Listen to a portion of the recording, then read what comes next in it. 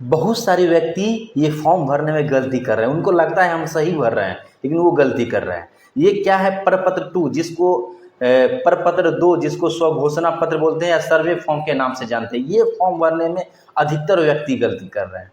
ये फॉर्म करीब हम 1000 से ऊपर व्यक्ति को भरा चुके हैं और हम जो है देखे हैं ये बहुत ऐसे व्यक्ति हैं सो ये हर एक जैसे जितने भी खाने हैं सब में गलती करते हैं। तो हम इस वीडियो में हम आपको बताएंगे कि आपको क्या गलती नहीं करना है। अगर भर भी लिए हैं और आपके पास फॉर्म है तो ये देख लीजिए, जिससे आपको क्लियर हो जाएगा कि आप सही भरे हैं कि नहीं। तो देखिए, सबसे पहले हम बात करेंगे, ठीक है, हम इस वीडियो को एकदम छोटा रखेंगे जितना हो सके, लेकिन आप जो है देखिए, मेरा बात यहाँ पे ये होता है कि नॉलेज की और इन्फॉर्मेशन से कोई कॉम्प्रोमाइज नहीं होता है, क्योंकि ये सर्वे है ना कि कॉमेडी वीडियो है जिससे आपको मनोरंजन हुआ तो हुआ, नहीं तो साफ। ये जिंदगी भर आप करेंगे यहाँ पे लापरवाह तो आपके बच्चे सबको असर पड़ेगा, ठीक ना। जिंदगी भर कोर्ट कचहरी का चक्कर काटते रहेंगे। तो ये गौर से सुनिएगा, गौर से देखिएगा, नहीं तो फिर दिक्कत हो सकता है। सबसे पहले इसमें गलती यहाँ पे लिखा है रैयत का नाम, स्व हिस्सेदारों का नाम एवं अंश अगर कोई हो सहित एवं पिता का नाम। तो इसमें बहुत सारे व्यक्ति क्या करते हैं, रैयत का नाम। तो यहाँ पे रैयत का नाम देखिए, हम सब बताएंगे, कुछ ना कुछ गलती इसमें से आप किए ही होंगे, आप गौर से देखेंगे तो पता चल जाएगा। अधिकतर व्यक्ति कर रहे हैं, यानी 100 में से 80% व्यक्ति ये गलती किए। 100 में से 80% व्यक्ति देखिए, रैयत का नाम जो जिसके नाम से जमाबंदी नंबर चलता है वो डालना है, वो कोई गलती नहीं करते हैं, इसमें कोई गलती नहीं करते हैं। गलती कहाँ करते हैं, आगे देखिए, यहाँ लिखा है स्व हिस्सेदारों का नाम, इसमें भी कोई गलती नहीं कर रहे हैं, गलती कर रहे हैं अंश। कहाँ कर रहे हैं, अंश। बहुत सारे व्यक्ति मतलब इसमें अंश को भी भर रहे हैं। क्या कर रहे हैं, अंश। अंश भरने से आपको ये जो है ना, ये आपका जो डाटा दे रहे हैं उसमें घोंच पोंछ हो जाएगा और उस लिखने की कोई आवश्यकता नहीं है, क्योंकि इसके लिए कितना अंश किसको मिलेगा, यानी कितना जमीन किसको मिलेगा, उसके लिए जो है वंशावली के आधार पर जो है दखल कब्जा फॉर्म जो होता है वो आप भरे हैं, वो भरेंगे, जिसमें स्पष्ट करेंगे। क्या करेंगे, स्पष्ट करेंगे। तो इसलिए आपको यहाँ पे नहीं भरना है, इसमें सिर्फ और सिर्फ नाम भरना है। जैसे रैयत का नाम है राकेश, क्या, राकेश कुमार, तो इसे राकेश कुमार, ठीक है, राकेश कुमार। अगर हिस्सेदार जितने भी है व्यक्ति हैं हिस्सेदार, ठीक है, ये रैयत का नाम है, क्या है, रैयत, ठीक है। अब जितने भी आप इसमें जो है हिस्सेदार का नाम बोल रहे हैं, तो हिस्सेदार कौन कौन हो सकते हैं, उसके उत्तराधिकारी के रूप में जिनको मिला होगा वो जमीन, तो हिस्सेदारों को वर्णन कर देंगे। क्या कर देंगे, हिस्सेदार का वर्णन, जैसे जो भी है तो हिस्सेदारों का वर्णन। ये क्या है, सबसे पहले रैयत का नाम, ठीक है, हिस्सेदार का वर्णन करेंगे। क्या करेंगे, हिस्सेदार का वर्णन। ये जितने भी व्यक्ति हैं हिस्सेदार का इसमें वर्णन करेंगे, ठीक है। तो हिस्सेदार में वर्णन क्या करेंगे, ये रैयत हो गया, पहला रैयत। आप क्या करेंगे, उसके बाद इसमें जितने भी हिस्सेदार हैं क्या करेंगे, जितने भी हिस्सेदार हैं उस सब का नाम भरेंगे। क्या करेंगे, हिस्सेदार का नाम भरेंगे, चाहे जो भी है। उसके बाद पिता का नाम, अगर जो भी पिता का नाम होगा वो पिता का नाम, जैसे हिस्सेदार में सोनू मोनू जो भी रहेगा वो भरेंगे। और उसके बाद हम शॉर्ट फॉर्म में बताएंगे जो जो गलती कर रहे हैं बस उसे, क्योंकि इस पे हम वीडियो बना चुके हैं, समझा चुके हैं, लेकिन बहुत ऐसे चीज़ हैं उसमें बताना हम भूल गए, ठीक ना। उसलिए हम इसको फिर दोबारा हम आप लोगों को एकदम फ्रेश न्यू और एकदम बेस्ट देने का प्रयास कर रहे हैं। फिर पिता का नाम लिख देंगे, जो भी पिता रहेगा, ठीक है, पिता का नाम, ठीक है, पिता का नाम लिख देंगे, जो भी पिता है हम बता रहे हैं, ठीक है। यहाँ पे हिस्सेदारों का वर्णन। उसके बाद यहाँ पे देखिए, यहाँ पे क्या गलती करते हैं, यहाँ पे अधिकतर व्यक्ति गलती कर रहे हैं। यहाँ पे जो व्यक्ति अपने गांव में नहीं रहते हैं, कहीं बाहर रहते हैं, ठीक है, कहीं बाहर रहते हैं, वो वहीं पे बस गए हैं, यहाँ पे सिर्फ और सिर्फ जमीन है या खरीदे हैं, गांव में कहीं खरीदे हैं, शहर में रहते हैं, गांव में जमीन खरीद के छोड़ दिए हैं कि हम भविष्य में गांव की ओर बढ़ेंगे, ठीक ना। तो वैसे व्यक्ति को बता रहे हैं कि आप, वो व्यक्ति क्या करते हैं, जो जमीन का जो एड्रेस होता है, जहाँ पे जमीन है वो एड्रेस डाल रहे हैं। तो वो एड्रेस नहीं, जमीन का जो है ना पता नहीं डालना है आपको, जमीन का पता नहीं डालना है। जमीन का पता तो यहाँ पे डाले हैं, देखिए रासव ग्राम, थाना संख्या, हल्का नंबर, पुलिस थाना का नाम, अंचल का नाम, जिला का नाम, वो तो आप डाले हैं, ये कहाँ पे क्या करें, लेकिन यहाँ पे लिखना अस्थाई पता। अगर आप दिल्ली में अपना अस्थाई पता है, दिल्ली में रहते हैं, दिल्ली का लिखेंगे। अगर बिहार में शहर में रहते हैं तो शहर में लिखेंगे। अगर गांव में ही रहते हैं, आप कहीं नहीं रहते हैं, जहाँ जमीन जो भी प्रॉपर्टी उसी पे रहते हैं, तो अस्थाई पता मतलब जहाँ आप फिक्स हैं, अस्थाई है, ठीक है। और अस्थाई में क्या आ जाता है, जैसे अस्थाई में आ जाएगा, जैसे रेंट पे आप रहते हैं, तो रेंट पे क्या है, एड्रेस बदलता रहता है, तो वो एड्रेस रेंट पे रह रहे हैं तो इसमें नहीं भरेंगे, ठीक है ना। तो रेंट वाला नहीं, अस्थाई पता भरेंगे, यानी फिक्स जो भी है आपका, जो फिक्स है। और रेंट वगैरह पे है तो जो वो अस्थाई पता आपका नहीं है, अस्थाई पता आपको क्या हो सकता है, आपको सोचना पड़ेगा। उसके बाद बहुत सारे व्यक्ति खाता खेसरा, क्या बोलते हैं, रकबा, चौहद्दी, जमीन की किस्म और लगान वगैरह में बहुत सारे व्यक्ति गलती, अधिकतर व्यक्ति यहाँ पे गलती कर रहे हैं।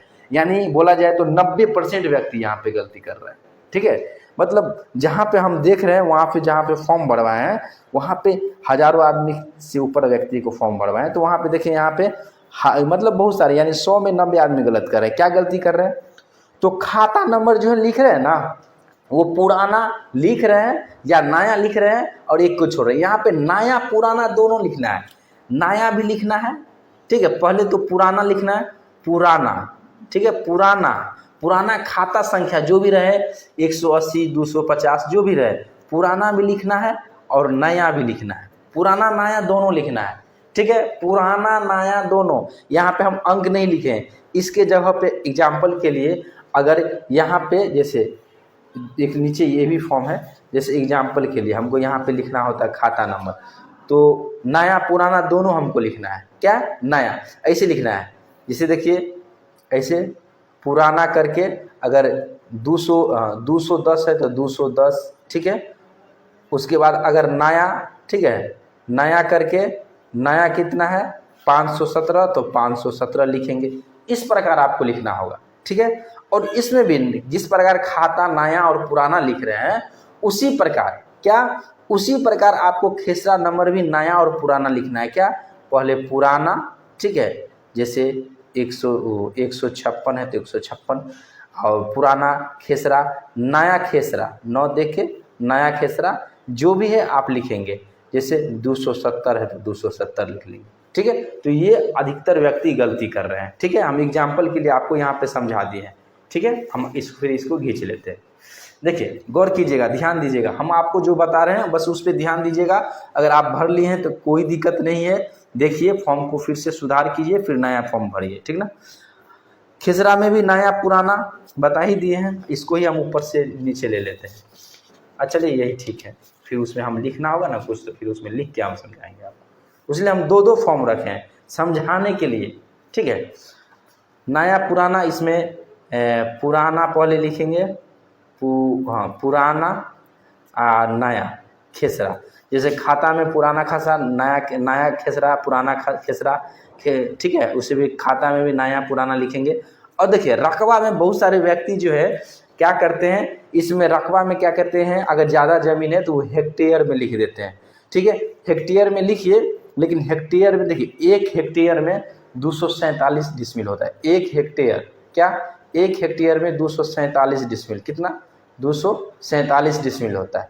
तो आप जो है, अगर हेक्टेयर, ये मान के चलिए 247 से ऊपर है, बहुत सारे व्यक्ति हेक्टेयर में नहीं लिखते हैं, डिसमिल में, जैसे मान के चलिए जिसको बहुत ज़्यादा प्रॉपर्टी है, अधिक है, ठीक है, कई हेक्टेयर में है, इतना समझिए, तो वो व्यक्ति क्या करेंगे, ऐसे जो लिखेंगे तो खाना रहता है छोड़, उनको क्या करेंगे, अगर मान के चलिए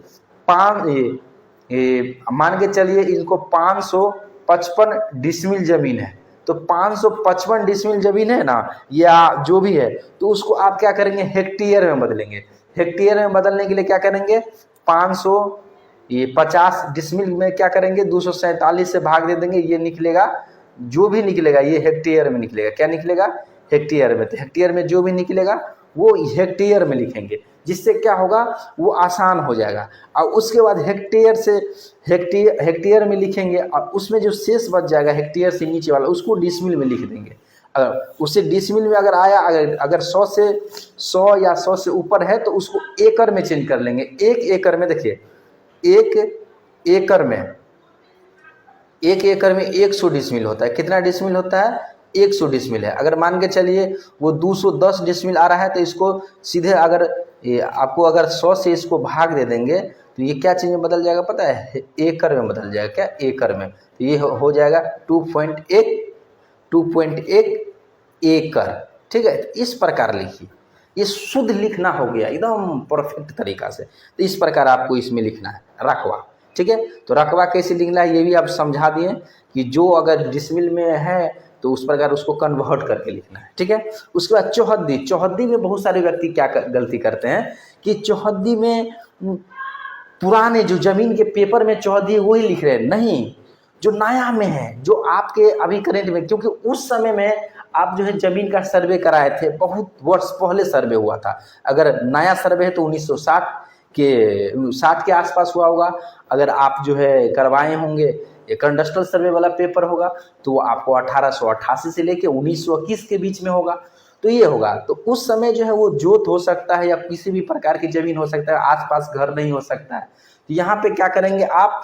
टच लिखेंगे उत्तर पश्चिम, पूर्व पश्चिम, क्या लिखेंगे? पूर्व पश्चिम उत्तर और दक्षिण, जो भी है ना। पूर्व में जो व्यक्ति है उसका नाम जो मतलब पूर्व में जो व्यक्ति है उसका नाम, पश्चिम में जो व्यक्ति है उसका नाम, और उत्तर में जो व्यक्ति है, और पूर्व मतलब चारों चौहद्दी, पूर्व पश्चिम उत्तर दक्षिण में सब व्यक्ति का नाम पता है तो नाम लिखिए।